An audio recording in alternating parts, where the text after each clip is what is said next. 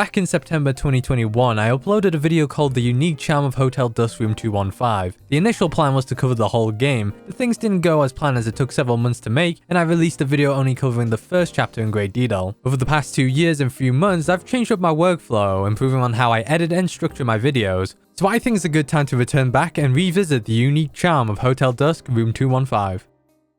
Let's start off with a quick recap. Hotel Dusk Room 215 is a mystery adventure game released on the Nintendo DS in 2007. Developed by Sing, a now defunct company due to bankruptcy, Hotel Dusk Room 215 would be their third game developed at the time, following after Another Code 2 Memories, another series created by Sing set in the same universe as Hotel Dusk but at a different time. The two series are separate, but there are some references here and there. Also, if you didn't know, Another Code Recollection will be released next month. It's a remake featuring both Another Code games in the series, and I was surprised when this got announced. I wanted to make a video on it, but it's a busy month, so I'm telling you now that if you do like Hotel Dusk or have any fond memories of Another Code, I suggest you consider buying the remake, and maybe, just maybe, depending on the reception, we might see Hotel Dusk in Last Window on the Nintendo Switch. Anyways, focusing back, the most distinct feature this game has is the black and white rotoscope art style. I mentioned rotoscoping in my previous video. It's an animation technique that is done by tracing over live footage of a person or object. How Sing did it was that they brought over a selection of models to a studio where they would act out specific emotions. They would find the best frames and send that to the art team for rotoscoping. It's a lengthy process as you have to do the line art, the oblique lines, and shadows for each frame, plus they have to check to see if it looks alright on the DS. They did an amazing job with the rotoscoping. It really adds life to the characters, obviously because they're based on a person's actual reaction. You can tell what kind of emotion or mannerism a character is conveying just from a few frames of animation, and this style really sets Hotel Dusk apart from other Nintendo DS games. Before we get into the opening cutscene, in my previous video I mentioned that Hotel Dusk is a visual novel, and the game is very dialogue heavy. In fact, there's a dialogue system where the protagonist mentally asks himself some questions when he comes across something interesting while talking. They're represented as these panels, and there are 3 types. White panels are questions that require talking to more than one person, or questions you don't know who to ask. Yellow panels are questions that are related to an immediate subject that you're talking to. You'll be seeing these ones a lot. And the red panel are questions that are used in important confrontations, which appears beyond Chapter 1. Aside from that, there's enough gameplay that separates itself from what I call traditional visual novels. Some parts of the gameplay incorporate the DS touchpad, exploration, interactions, and even writing down some notes in the in-game notebook. Additionally, the game uses another feature of the DS that requires you to close the screen, which you don't see too often. With that out of the way, it's time to begin the game. The opening cutscene starts off in the bustling streets of New York City on Christmas Eve 1976. At the police department, we are introduced to Kyle Hyde, our main protagonist of the game. Little did Hyde know his life would turn upside down after receiving an unexpected call about his partner, Brian Bradley. We then arrive at a pod where we see Hyde confronting Bradley at gunpoint. Hyde asks why, but to no response. Instead, Bradley tries to run away, forcing Hyde to pull the trigger. We hear Bradley's last word, Mila, as he falls into the water, and suddenly, Hyde wakes up. A terrible nightmare. The date is now the 28th of December 1979, 3 years after the incident. Hyde quit his job on the force and left New York to Los Angeles. He became a door-to-door salesman for a company called Red Crown. There are 2 other people in Red Crown, the president and our boss Ed Vinson and his dependable secretary Rachel. Ed has another business on the side. According to Hyde, he finds things that doesn't always want to be found, and he tends to help around with that. So we're on the road, Hyde gets a buzz on his pager and goes to a nearby payphone to hear what's up. Ed's got a job for us to locate our Hotel Dusk with a package on its way and an order sheet. Hyde heads his way over, and on the way there we pass by this woman at the side of the road who we'll be seeing later on. We arrive at Hotel Dusk and Hyde goes through what I said earlier and mentions that he's still searching for Bradley. After that, we enter inside, beginning Chapter 1. There are 10 chapters in the game, which happens in one night at the hotel. I've already covered Chapter 1 in my previous video, and my initial plan was to go through each chapter one by one. Instead, I'm going to give a short introduction to our cast of characters, and then take a different route by explaining how they connect in the story. So we know Hyde, Ed, Rachel, and Bradley. In Chapter 1, we get introduced to 10 characters in Hotel Dusk. First we have Dunning-Smith, the owner of Hotel Dusk, who apparently recognizes our name, as there was someone who checked in 6 months ago under Hyde's name. He's got 2 employees, Rosa Fox, the hotel's maid and cook, and Louis DeNonno, who's an acquaintance of Hyde back at New York City 3 years ago. Next, the guests who are currently staying at Hotel Dusk. There's Kevin and Melissa Woodward, father and daughter who's lodging at room 219, Iris who's lodging at room 216, Jeff Angels who's lodging at room 213, Helen Parker who's lodging at room 212, and Martin Summers who's lodging at room 211. Lastly, there's Mila, the person we saw on our way to Hotel Dusk. When we first meet her, she appears to be mute, and with no indication on why she's here in the first place, Rosa, who's with her at the time, decides to let her stay in her room for the night. That's all the characters that we meet in Hotel Dusk, and some of these characters are connected to one another. Each chapter in the game centers around a character, and majority of them are involved with the main storyline involving around a crime syndicate called Nile. But let's go through the first storyline with no connection to the main story.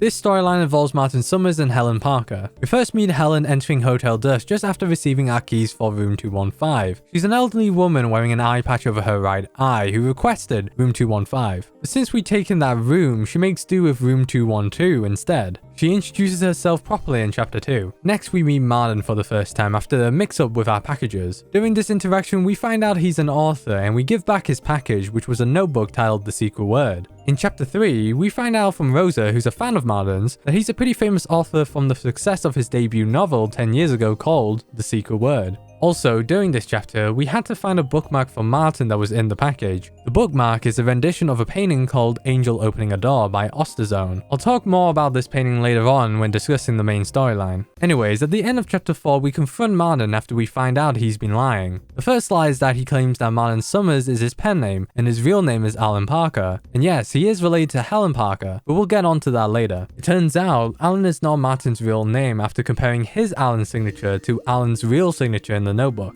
The second lie is that Martin claims he's staying at Hotel Dusk on a whim, but that can't be the case since he had a package delivered in advance. We piece together that Martin's debut novel, The Secret Word, is written by Alan, and after an outburst from Martin thinking we're a blackmailer, we find out that the notebook was part of a blackmail with his assistant. Martin explains his story. As a young boy, he always wanted to be a novelist, and graduating from university, he found himself working for a small magazine. As the years went by, he realized he was failing to become a novelist. He let that dream die, but it was at that moment he met Alan. The two would frequent the same cafe, and once they had a conversation going, they quickly became friends. They shared many similarities like how they were both raised by their fathers, and that they were both reporters, but what surprised Martin was Alan's dream of becoming a novelist. Unlike Martin, Alan's ambition made him quite the talented writer, and one day he gave Martin a manuscript for an upcoming writing contest. Unaware of Martin's dream, Martin was filled with jealousy. This manuscript would make anyone a novelist, and so, in order to revitalize his dream, he stole the manuscript, typed it up, and sent it in. He became a novelist, and as for Alan, he disappeared without a trace. It's been 10 years since, and Martin has been trying to find him. The reason why Martin chose Hotel Dusk as the delivery point was because he heard Alan talk about it, saying it was a special place to him, ending the confrontation and the chapter. Next, we have Helen Parker. As said before, she probably introduces herself in chapter 2, where we find out the reason why she's at Hotel Dusk is because she's looking for someone, but nothing more is said here. In earlier chapters, Hyde would help Helen around the hotel, like escorting her to the hotel's restaurant for example. In chapter 6, we get to know a bit more about Helen at the night bar. Like how she stayed at the grand opening of Hotel Dusk 20 years ago, and then again 10 years after she lived in Las Vegas performing as a magician. Also, we touched briefly that she used to have someone in her life as well as the wish she has, but again nothing more is said until the confrontation at the end of chapter 6. Later on, we're asked by Rosa to deliver a wine label to Helen. She remembers Helen ordering the same wine 10 years ago, and back then she was accompanied by her son. So we go to Helen's room to deliver it to her. If you haven't guessed already, Alan Parker is Helen's son and the person she's looking for. We actually knew the name Alan as early as chapter 3 from a fountain pen that was dropped by Martin. It had an engraving and with some chalk it revealed a message, "To Alan with love." When we give the pen back to Helen, she confirms that it was the same pen she gifted to him 10 years ago when they were reunited. Hyde reveals the whole story about Martin and Alan to her, and then asks the question if Alan can forgive Martin. Helen replies that he would, as he forgave worse, as she tells us a story. There was a woman who entrepreneured show business, who then got married and settled down with her husband after some convincing. However, she secretly desired to return to the spotlight, and so she left her family living in the moment as a performer. Although she was successful, she felt empty as she could only think of meeting the son she left behind so long ago.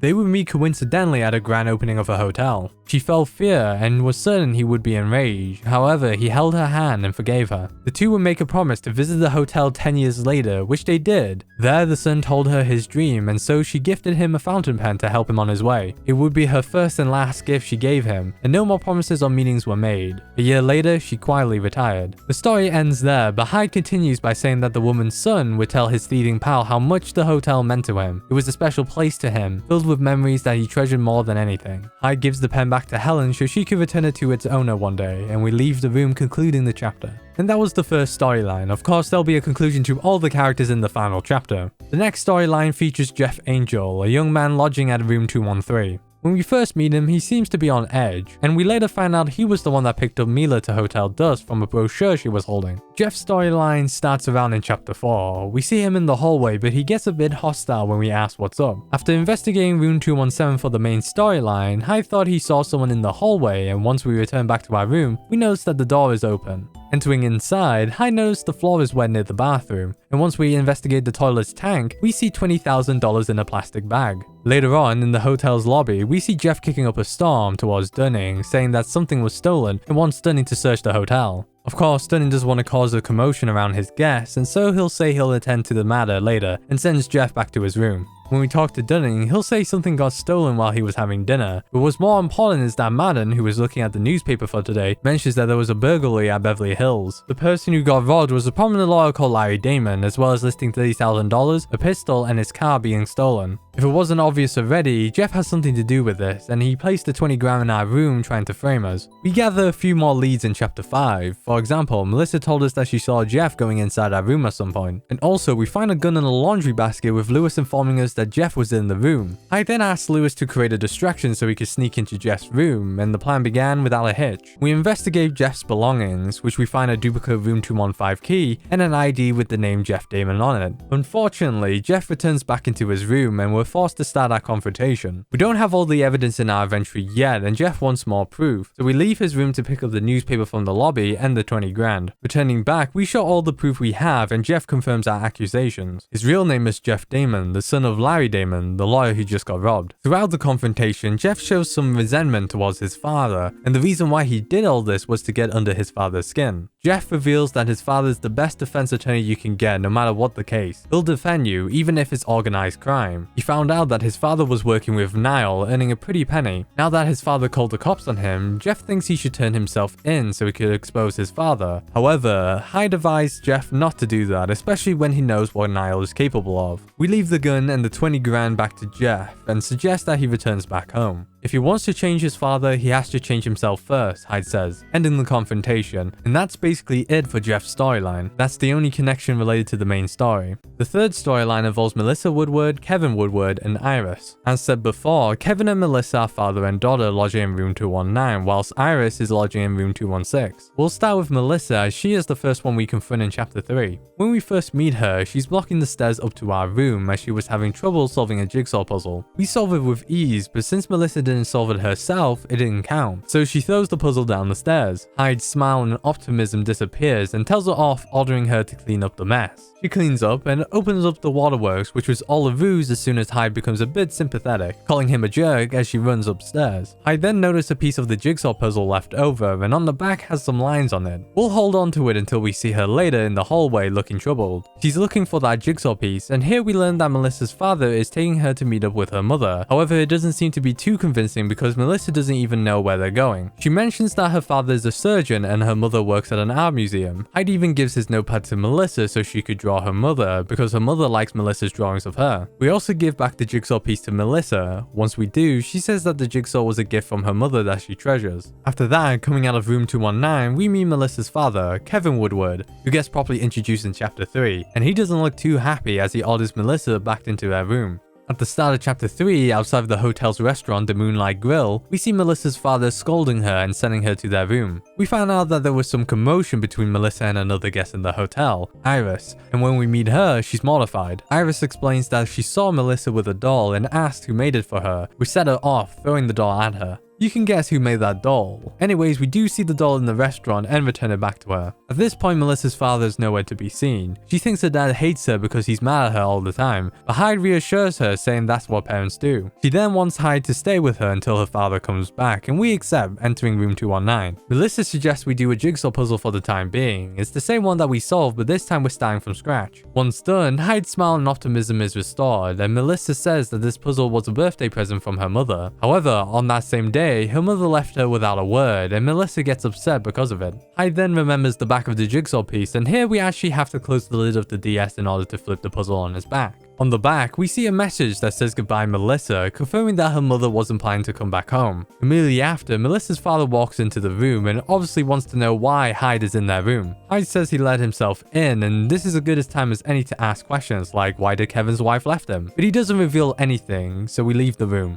Later on, we find Melissa locked herself in room 218 because Lewis forgot to lock up the room after getting some stuff. The room is currently unoccupied due to a faulty switchboard, meaning that she's trapped in darkness, unable to get out. Lewis doesn't want to fix the switchboard in case of an electric shock, so he accompanies us to the electrical room where we have to flip 2 switches roughly at the same time turning on the power. We go back to room 218 and confront Melissa. She had a falling out with her father because she found out that he was lying to her about reuniting with her mother. He doesn't know where she is or even why she went away, however he did come to Hotel Dusk in order to find her. Hyde tells Melissa that her dad is lying because he didn't want to see her crying anymore. As Hyde puts it, people lie out of sadness, but they have to pay the consequences eventually as the truth will come out. He convinces Melissa that it wasn't her fault that her mum left her and that something forced her to leave. Melissa then reveals that her parents were always arguing all the time. Her father would say it wasn't his fault, and her mother would say they had to find a way to fix stuff, which then led her to tears. Even though Hyde told Melissa it wasn't her fault, she believes it was because of what she said to her mother. She saw her parents fight all the time, her mother looked scary and mad, and Melissa told her that she hated her and didn't need a mother like that. Melissa believes that's why she left, and then recalls that day. Her mother told her that her father was driving her to school even though it was always her. Melissa asks why, but she didn't say anything. Only a sad expression. As they were driving away, Melissa looked back to her house as she sees her mother looking out the window crying. Her mother was gone by the time she got back home. The confrontation ends here as Hyde sends Melissa back to her room.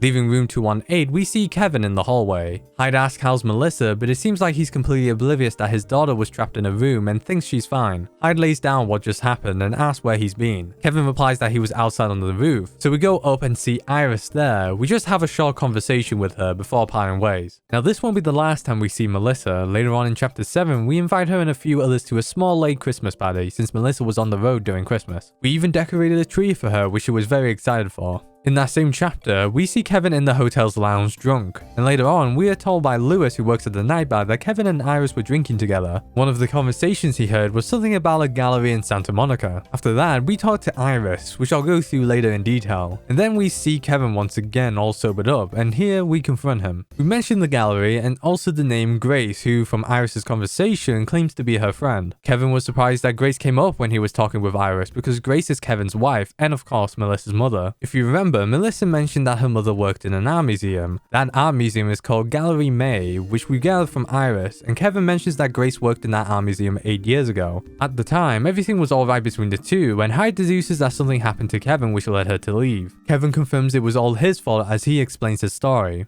2 years ago, Kevin lost a patient in the operating room. The patient's family sued Kevin for malpractice and won the case. The court ordered Kevin to pay the claim, but it was way too much. Not even his insurance can help. Kevin wanted to file in a divorce since it was his mistake, and he didn't want to bring Grace into his matter. However, Grace refused and wanted to help, finding a way to raise the money. She was successful, although Kevin didn't know where it came from. She made Kevin promise not to ask her, and she would say that this was the price we paid to stay together forever. Even though Kevin loved her more after that, he didn't trust her at all. Where did the money come from? It was a lot of money according to him. Because of that distrust, Kevin and Grace would argue and fight constantly until that very day when she left. He went everywhere trying to find her. The only reason why he's in Hotel Dusk in the first place was because of a matchbook he found in her purse. He thought he might find a clue here, but to no avail. Kevin believes he's pathetic because of it. However, Hyde encourages him, saying he'll pull out of this. He reminds Kevin that he has someone who needs him at the moment, Melissa, and with that concludes that confrontation and most of Kevin's storyline. Lastly, we have Iris, who's lodging opposite to Hyde in room 216. When we first meet her, she seems to be a bit wary, especially when she wanted to know who was staying at room 215. In chapter 3, there was some commotion between her and Melissa, and in chapter 6, we get an interesting observation from Martin after a brief interaction between Hyde and Iris. Martin recognizes Iris as Cecily Lee, an upcoming actress. We know the name Cecily Lee all the way back in chapter 1, where we had to find a magazine called Vavoom featuring her, which brings up the question, why she's in Hotel Dusk in the first place. In chapter 7, we have a conversation with Iris before confronting Kevin, and there we learn that Iris knows Grace and Gallery May. Earlier in that conversation, Iris mentions that she lost an envelope that was given to her. Apparently somebody snuck into her room while she was out and took it. At first, Iris didn't want to reveal the sender of the letter due to her promise, but Hyde needed information to go along, so Iris reluctantly say it was Grace. With that information, Hyde has a hunch about what he might be looking for. In chapter 8, Hyde hears something at the end of the hallway. We arrive at the utility closet with no one to be seen. However, we find an open envelope and an unwound cassette tape in a bin. We then ask Lewis if he has a cassette player, and he does. According to him, it's getting some serious demand. Apparently Dunning wanted to use it. I wonder why. Anyways, we go to Lewis's room, rewind the tape with a pencil, and then play it. On side B of the tape, we hear a conversation. Some parts are cut off, but it seems to be an argument between two people about a painting, and one of them saying that this is the last one. With the tape contents revealed, Hyde assumes it's a bug recording and then returns to Iris to confront her. Hyde asks Iris why she brought the tape to Hotel Dusk, disclosing that the tape is used for insurance. Iris replies that she was told by Grace to bring it here if she didn't hear from her by Christmas and give it to the man who painted the angel.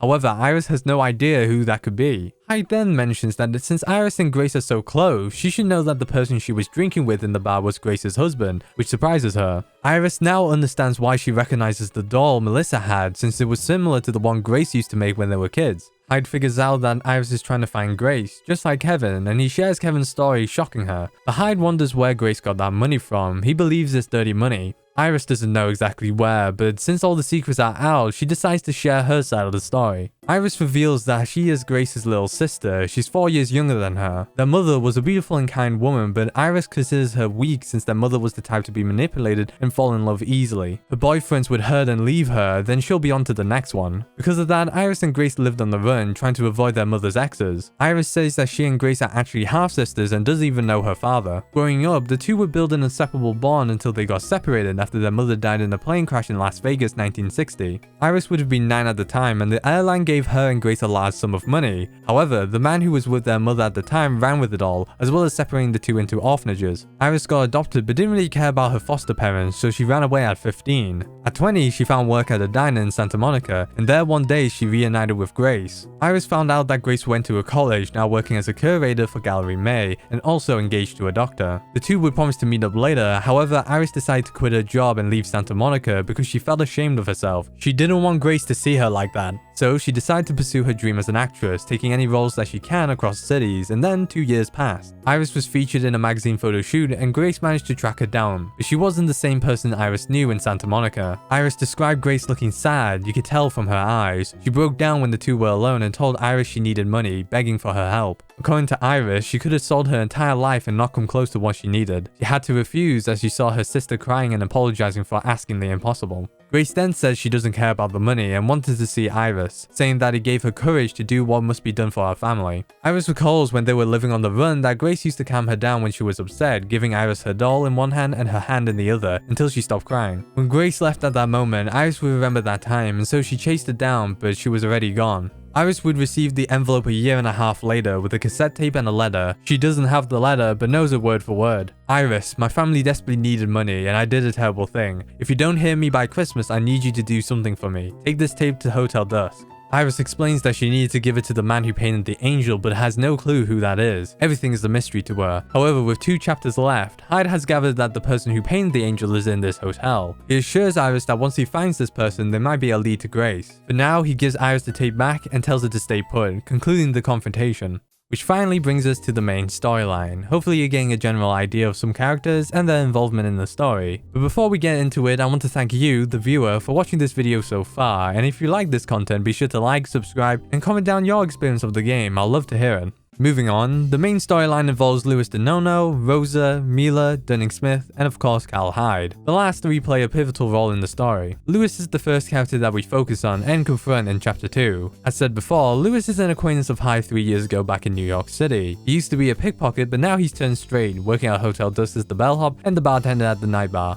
At the beginning of chapter 2, we see Lewis procrastinating in the linen closet. Here, Hyde reveals that we're looking for Bradley, mentioning that he got shot at the docks in the Hudson 3 years ago. Lewis sympathizes with that, and also mentioning he lost a friend 3 years ago as well, but nothing more is said. Another interesting thing that we learn from this conversation is when Hyde asks Lewis if he's worried about getting fired over his laziness. Lewis dismisses the chances of that happening because no one would even work here in the first place due to ghost stories. It turns out it's related to an incident 10 years ago in Hotel Dusk when someone's daughter disappeared in the middle of the night. The father who brought her searched the whole hotel, but to no avail, and later on, the cops got a mysterious letter where the body was, but in the end they couldn't find anything, making the case unsolvable. Ghost stories started to emerge, putting off customers, which led to the bankruptcy of Hotel Dusk. 5 years later, Dunning bought the hotel for nothing, steering away from the stories to make business, hence why both Dunning and Rosa don't talk about it. Later on in chapter 2, we meet Lewis again, and this time he wonders why Hyde got fired. Hyde explains he screwed up a case involving a series of art theft done by Niall, also mentioning that his partner Bradley was working undercover in Niall. This surprises Lewis as he says it all makes sense now. Hyde asks to elaborate, but we get interrupted, ending the conversation. Afterwards, we call Rachel and she tells us that Ed wants to talk to us. We hear Ed, and he informs us from a buddy of his working for the LAPD that Niall are looking for Lewis. 3 years ago, a guy named Danny died near a warehouse. He was working with Niall as the delivery boy for them, and on the night of his death, he was meant to buy something, but nothing came out of it. Lewis was good friends with Danny, and Niall thinks he took off with the money. With that information, we go and confront Lewis. Initially, Lewis didn't want to bring up what happened 3 years ago. However, Hyde shares the news we got from Ed. Lewis denies that he took Danny's money, and the reason why he left New York City was because of his death. Hyde believes that it wasn't Lewis who killed Danny, and Lewis confirms that it was someone called Jay who worked for Niall. Jay specialized in insurance fraud, getting our pieces insured and then letting Niall steal it, raking in the insurance money.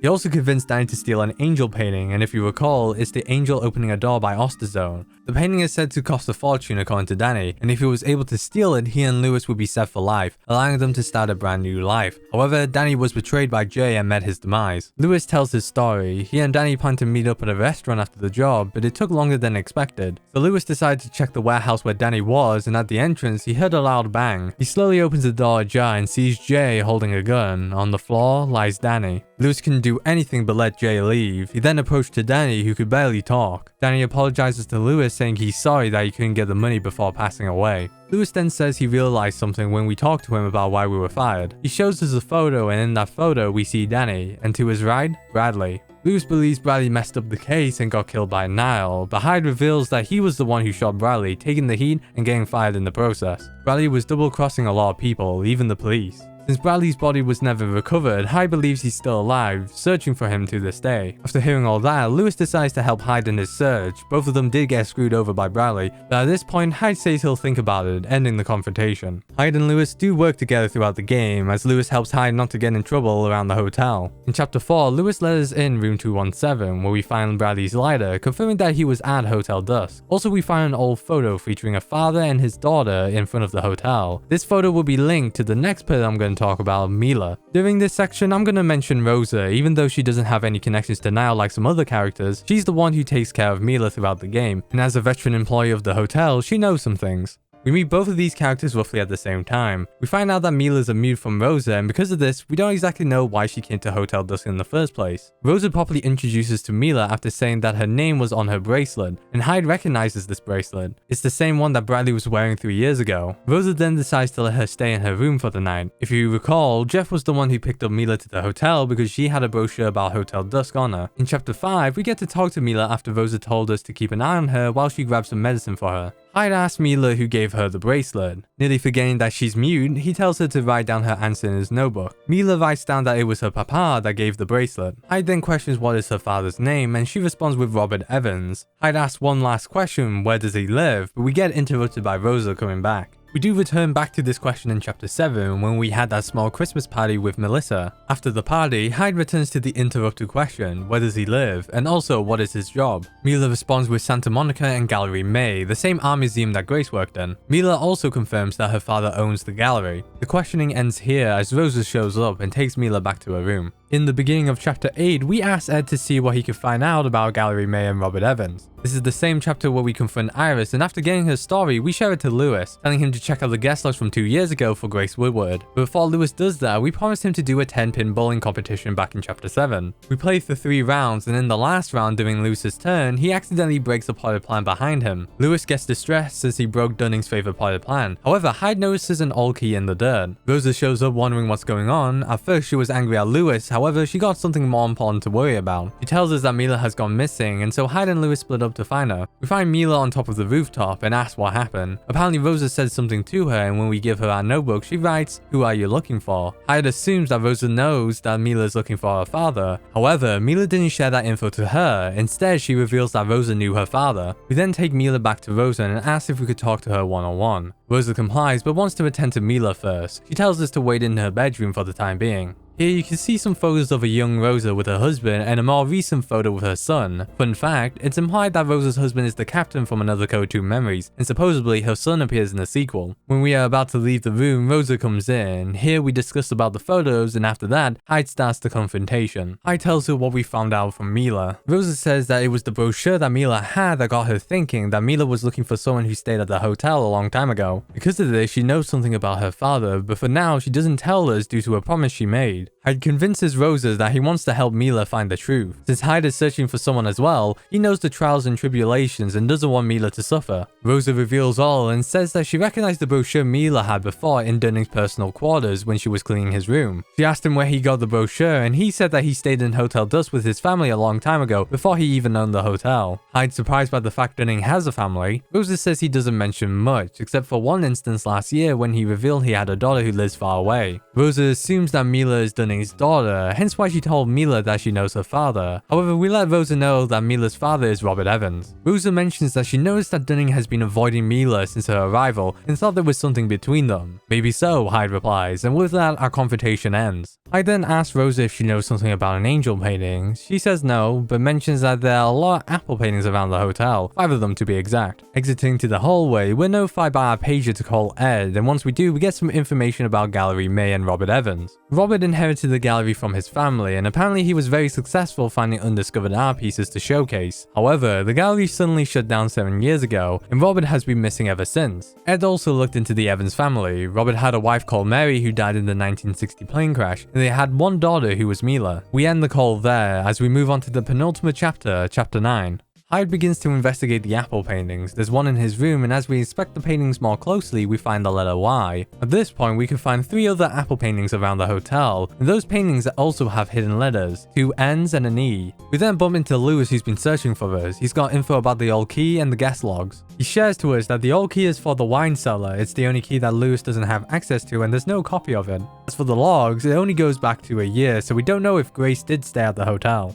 Before he leaves, Lewis tells us to meet up at the wine cellar after he's done closing the bar. In the meantime, we go to Rosa's room to see if she knows where the last apple painting is, and she reveals that there's one at room 111. She plans to sneak the key away from Dunning, allowing us to slip in later. So Rosa heads out first, and we accompany Mila to room 111 after. Once inside, we investigate the bedroom and find the final apple painting, giving us the hidden letter J. Hyde pieces together the letters. Since each painting has a different number of apples, in ascending order, we get J, E, N, N, Y. Jenny, and we know this name before, all the way back in chapter 2 when we snuck into Dunning's office. On his desk, we saw a birthday card for Jenny. Hyde exits the bedroom and we hear a loud scream from Rosa. On the floor lies Mila, who has collapsed. Rosa says she's not breathing and asks us to do something. So Hyde performs mouth-to-mouth CPR, which works. Mila is back on her feet and now she can talk. She tells us that she remembers something and it all went dark just like that time. When we ask her to elaborate, she recalls that she's been in this room before, playing with someone called Jenny. At the time, Mila's father told her to stay and wait with Jenny. Soon after, a strange man took Jenny away. Hyde then questions where her father is, and she replies that she doesn't know. She checked the gallery, but it was gone, and only came to Hotel Dusk because she's been here with her dad. We also find out that Mila's been in a coma for 10 years at Robin's hospital. When she woke up, no one was there for her. Her mother died in a plane crash and her father disappeared. Even if she tried to contact her father, she couldn't even speak because of the traumatic event that happened in this very room. With that information, Rosa sympathizes with Mila, returning back to her room so she could take care of her for the remainder of the night.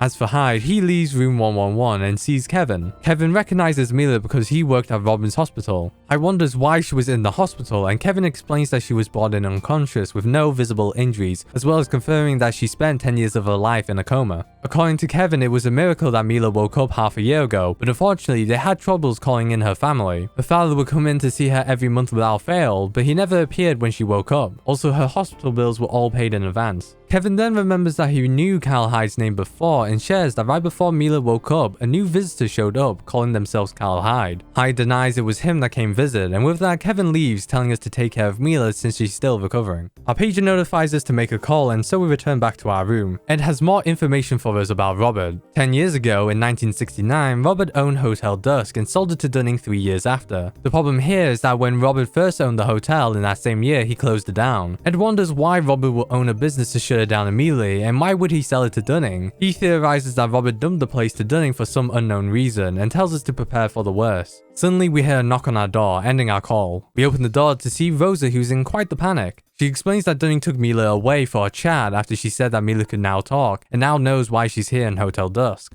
Hyde reassures Rosa that he'll find Mila, and we make our way down to Dunning's room. We see Lewis along the way, and he's up to date with the situation from Rosa. Hyde suggests Lewis to check out the wine cellar now while we check out Dunning's room. This isn't the first time we've been in Dunning's room. In chapter 7, we briefly entered his room just after the Christmas party. We only saw a framed photo of his daughter before getting caught by him. It seems like there's no one around, so we check out his bedroom. On his desk, we find a brochure which is the same one that Mila had. Inside, there's a circle located at the back of the wine cellar. Also, we find a newspaper article highlighting the appeal of Osterzone. And lastly, in one of the drawers, we see it's filled with birthday cards, just like the ones in his office. We exit his room and finally check out the wine cellar. We arrive at the entrance in the kitchen and enter inside. We see Lewis laying on the ground. We check up on him but suddenly get blindsided from behind, ending chapter 9, and bringing us to our final character, Dunning Smith. He's the first person we meet in Hotel Dusk, and as the owner, he takes pride in his work and hospitality. He's involved with a few game overs. For example, if you accidentally drop the cabinet while lifting it in Dunning's office, you'll alert him, which will promptly lead you to a game over. At the beginning of chapter 10, Hyde hears Rosa's voice in the distance, thinking we're dead, before we get back on our feet. Hyde and Lewis tries to get their bearings straight, while Rosa tells us that Mila is still missing. We investigate the wine cellar, and if we look at the shelf where the circle was in the brochure, we find ourselves a cannon with 3 bottles of whiskey with room for 1 more. When you put a 4th bottle of whiskey in, we hear something unlock. Moving the shelf opens up a passage downstairs.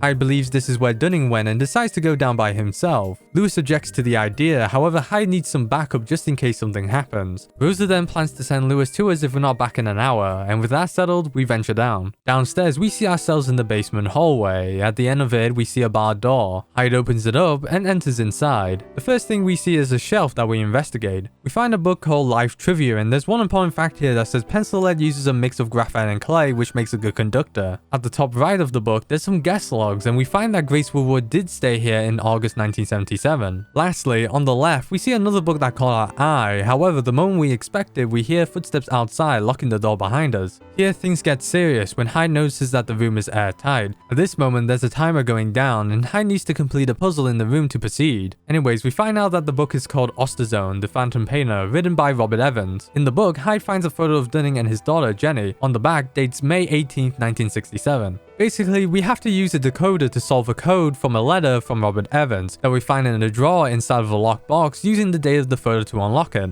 The letter reads as follows: "This is your last job. Finish it and you're free. I won't ask anything further from you. However, our secret must never be revealed. Keep silent and I promise that Jenny will one day be returned to you. Go back to Hotel Dusk. Be patient." After that, we use our life trivia knowledge to get some graphite powder to make some contact with the decoder's plug for it to be powered on. We then type in the code at the bottom of the letter to decipher. The decoder tells us that Osterzone is Dunning Smith, completing the puzzle. We then hear Lewis on the other side, who unlocks the door. Back in the hallway, and Mila's nowhere to be seen. We retrace our steps and hear something fall on the ground. We notice that some bricks had fallen, and through the gaps we see something behind. Using a hammer that we got in the previous room, we take down the bricks, revealing a door. Hyde and Lewis enters inside to what seems to be an art room. Hyde explains Dunning's story to Lewis, his daughter's kidnapping, how he's connected to Robert, and how Dunning painted the angel opening a door. Hyde's got a feeling some proof is in this room, beginning an investigation. We see a big canvas covered in white paint, and after finding a palette knife, we use it to scrape the canvas. Behind the white paint reveals the original angel opening a door, the same one that Bradley stole from Niall. Here, Hyde explains that there's no such person called Osterzone, even though people know him as a 19th century painter, as evident from Martin and Rachel in earlier chapters. Osterzone is a host created by Robert Evans, and of course the one who portrayed Osterzone was Dunning. Lewis, baffled from this revelation, wonders how the painting is here, and Hyde assumes that Bradley must have figured out that Osterzone was a fake and returned it to Dunning. However, more questions arise, like why did Robert and Dunning create Osterzone in the first place, and how did Bradley stumble onto it?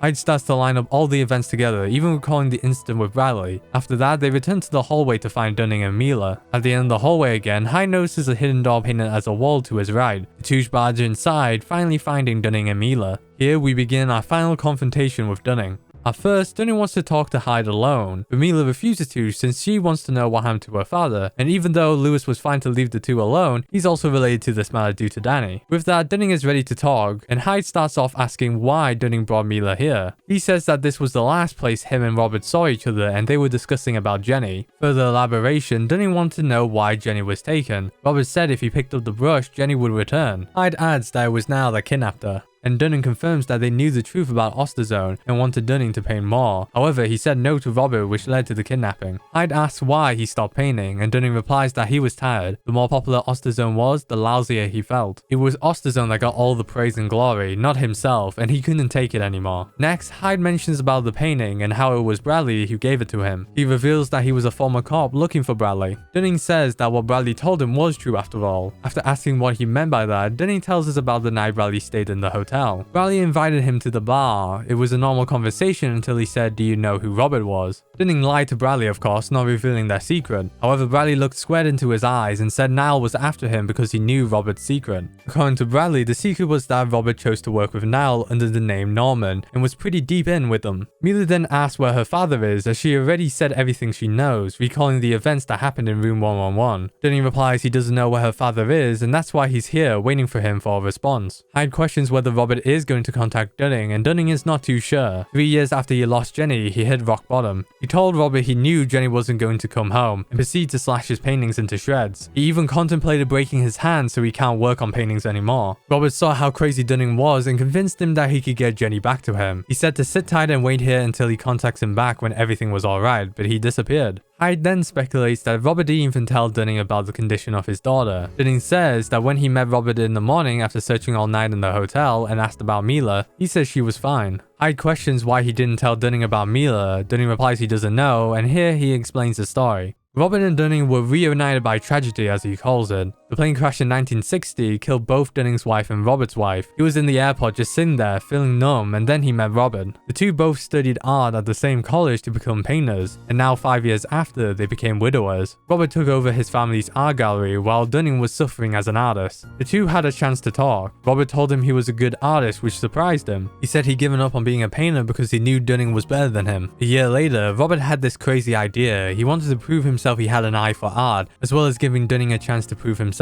With his knowledge of history and Dunning's skill as a painter, they would create Marcel Osterzone. Dunning would start making art pieces under the name Osterzone, while Robert would hang these paintings in his gallery. Art enthusiasts thought Robert knew something, and so he wrote a book discovering Osterzone, introducing a mysterious painter to the art world. Osterzone was a success. Collectors started paying a fortune for their work. However, the two would stop seeing each other after some time. Robert liked what he was doing and wanted to find more ways to scam people. As for Dunning, he felt miserable as Osterzone got popular. He couldn't stand being in the shadows of a painter he created, which led to the day Jenny got kidnapped. Robert invited Dunning to the hotel, and they both brought their daughters. They would leave them in room 111 while they headed to the bar. They had a couple of drinks, and then Robert took him down here. Robert told Dunning he bought the hotel and built this room just for him. He would try to convince Dunning to paint again, and Dunning realized here that Robert was neck deep in with a group called Niall. Dunning said no to Robert. He didn't want to paint anymore, and so Niall took Jenny. Afterwards, Robert told him straight to become Osterzone for Jenny. Dunning couldn't do anything, so he moved into Hotel Dusk and started painting. He continued painting for 3 more years until he was fed up, and that's when Robert sent that letter we found to him. Robert gave the deed to him and he tried to track him down, but it was useless. Dunning promised to himself to stay here until Jenny comes back, even if he dies waiting. He would open Hotel Dusk, and initially people didn't want to come because of the kidnapping, so he made up the wish room granting wishes and spread it in the newspaper. He hasn't heard from Robert ever since, but he met someone who used to work in his gallery. She asked if Dunning was Osterzone and threatened him to make an art piece for her. Dunning did the painting thinking she might know where Robert was, but never heard from her afterwards. 6 months ago, he met Bradley, who knew everything about him and Robert. When Dunning thought the conversation had ended, Bradley said that he made a deal with Robert. He told Dunning that they had his sister as hostage and they wanted him to spill everything the cops knew in exchange. Bradley did the deal, however when he went to find his sister, she was already dead. He was holding his sister's dead body until he heard a voice that said, "You can't change anything, you sold out your people and you can't take it back. Your sister's dead and you don't have any family left. You got nothing left. Come and work for me. That's the only road open for a man like you." Dunning describes Bradley from his voice as a wounded man. He asks what he'd done next, and Bradley replies that he accepted his offer as he knew it was the only way to avenge his sister's death and make Robert pay. Bradley then looks at Dunning. His eyes were hard as he ever seen.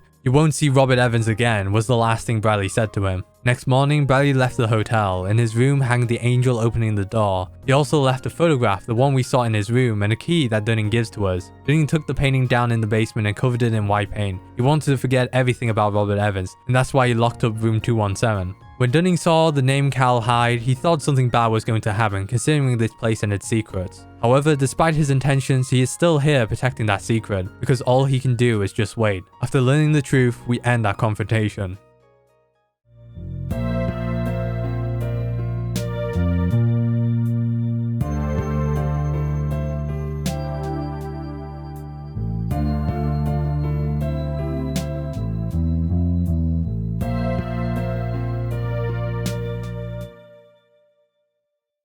We see Hyde talking to Ed about everything: Robert, Dunning, Jenny, Mila, and Bradley. Ed insinuates that Bradley was the one who made that order that we got at the beginning of the game. It was a magazine featuring Cecily Lee and a red box we found in Dunning's office. Ed tells us to get some rest before ending the call, while Hyde opens up the red box. Inside is a letter written by Bradley that says, "Hey partner, I'm writing this in hope that you'll find it and give it a read. 6 months ago, I heard that you turned in your badge and left Manhattan. I figured it was my chance, so I arranged for you to be here. You know why I did it, don't you, partner? Because I know you. Because I knew you solve all the riddles hidden in this dump of a hotel. I knew you discovered what happened here, and what happened to me. You're a damn bulldog, Hyde, and I knew you wouldn't let it go. I had to believe that. 3 years ago, I betrayed you. I put your finger on that trigger, and I made you pull it. You know, Hyde, I can still hear your voice, asking me why. You have any idea how angry you sounded? Of course, you were always the crazy one. But every time I hear it in my head, I see Mila. I see the way Evans killed my baby sister, and I remember the day 6 months ago when I took my revenge. I know you understand, Hyde. And so, I'm on the run now. Now wants me dead, cops want me dead. Some life, huh, partner?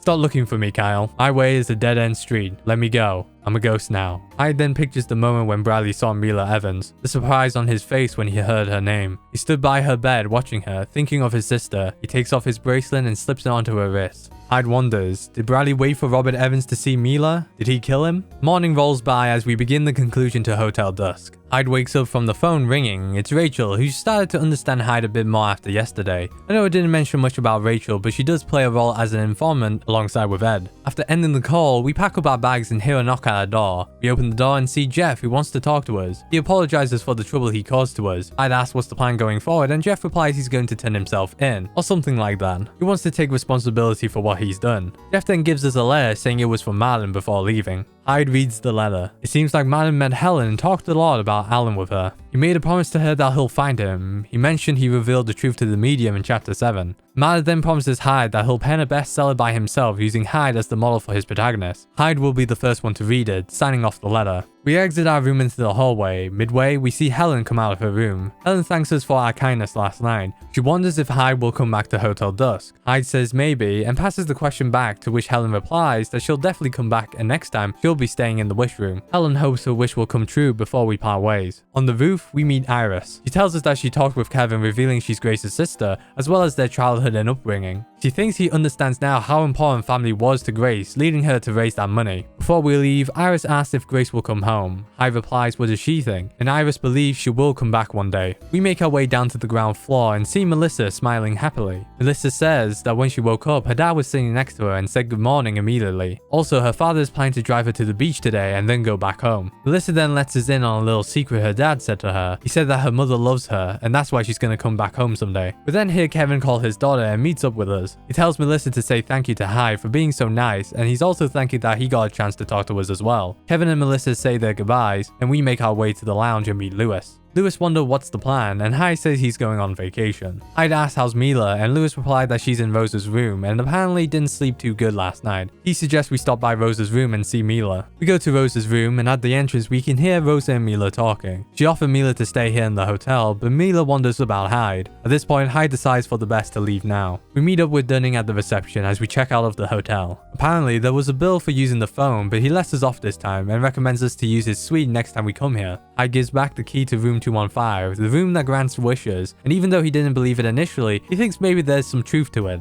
Dunning brings up that the year is coming to an end and says Happy New Year to us. Hyde repeats it back and heads outside. Suddenly we hear someone else come outside. It's Mila, telling us to stop. She asks where we're going and then asks if she could come with him. Hyde nods and Mila smiles back. The two get into the car and Hyde starts it up. He takes one last look at Hotel Dusk before driving off into the distance. The screen fades to black and the credits roll by, and you would think this is the end of Hotel Dusk. However, if you complete the game twice with no game overs, you get a post-credits scene back in the hotel where we see Rosa and Dunning playing for the New Year's. Rosa has a feeling something might happen tonight, but Dunning doesn't believe that. It's the last thing he wants to worry about, especially on New Year's Eve. Suddenly, we hear someone enter the hotel. We see a young woman wearing a J pendant, and Dunning can't believe his eyes as the screen fades to the end.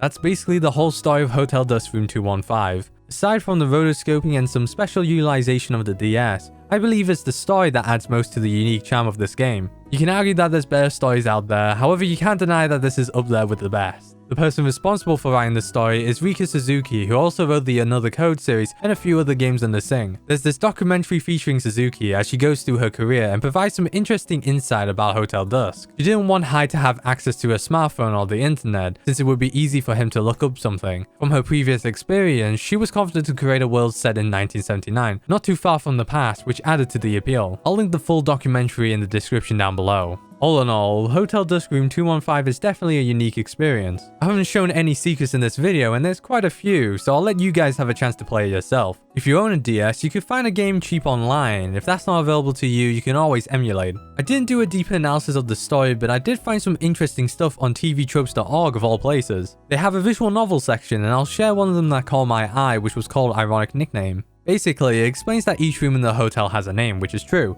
and the person staying in that room was opposite of that. For example, Jeff's room, room 213, is called Trust, and we know he didn't trust his father because of his affiliation with Nile. Again, the story is well written, props to SUZUKI, who's a very underrated mystery writer. You can see how the characters and story connect with one another, which truly makes this game a one of a kind in my opinion. However, this isn't the last time we see of Cal Hyde. There's a sequel called Last Window: The Secret of Cape West, and this would be Hyde's final appearance and story in his saga.